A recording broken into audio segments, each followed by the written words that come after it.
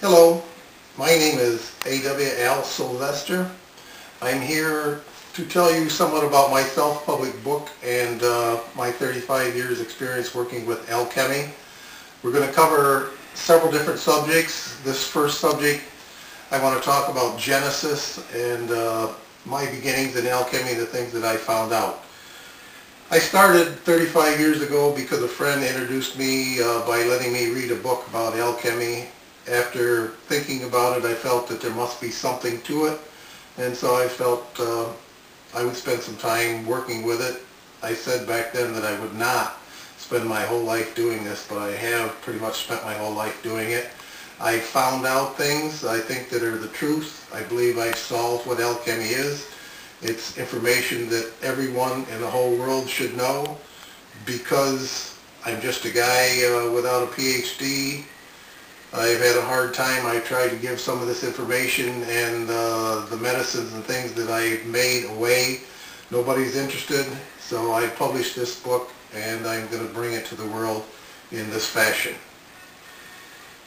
The first thing I said that I wanted to talk about was Genesis. Genesis, I found out after many years of contemplation, is about our yearly cycle and is very, very old, thousands of years older than Moses, but it was learned by Moses in the temples of Egypt. The 6 days of the creation to the Egyptians had to do with each hemisphere, the northern and southern hemisphere. 6 days based on the light and cycle of the moon. Genesis recreates the northern hemisphere after the 6th day. It's the first day again in the southern hemisphere, and the southern hemisphere is recreated. The easiest way to understand it, if you're in the northern hemisphere, is that the first day is December 21st when the sun starts its movement north. That cycle of the moon is the first day. The third day in Genesis, when the waters come together, is our third day here, which is springtime when everything starts to grow. The 6th day of Genesis, when man was created, has to do with summer. You might say it's because the garden is finished. There was plenty of food for the man to eat, and so the ancients believed that that was the time that God created man. The thing that I found about the ancients, they didn't suppose there were parts to the creation that they couldn't understand. They worked with the all outside, everything that was there, until they understood it and knew how to use it. And what they did was they created over time some perfect substances. These perfect substances, if you'll consider a compost, had to do with matter, living matter. They killed the matter.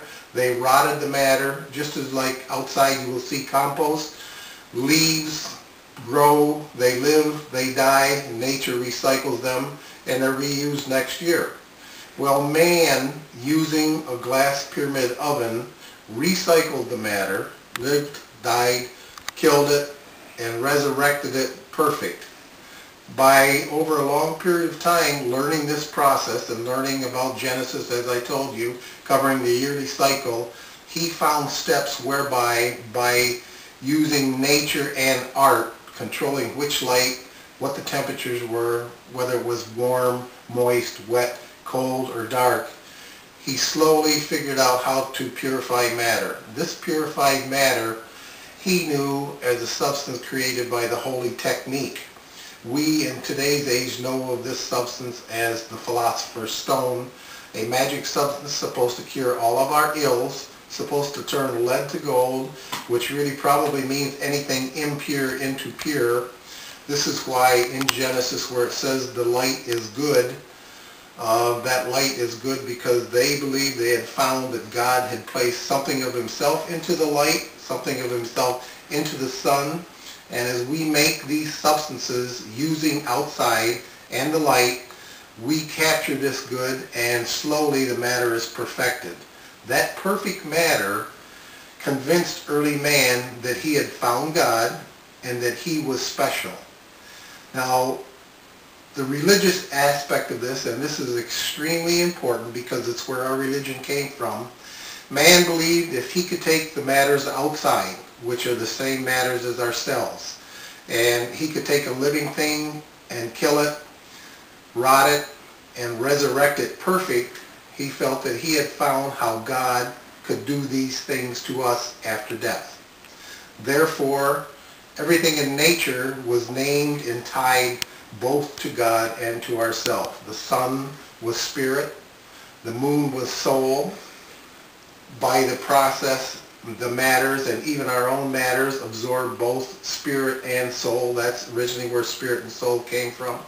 The third part, body, is that we do have a body which contains both spirit and soul, so that makes us three persons in one person. All we have to do is understand how to bring what I call the nothings together in the proper fashion. That's what my book is about, and you can make these substances. Now, I use a glass pyramid oven. You can see two of them here in front of me, one with the egg low, one with the egg high. This lower egg, if you will notice, there's a four-armed cross.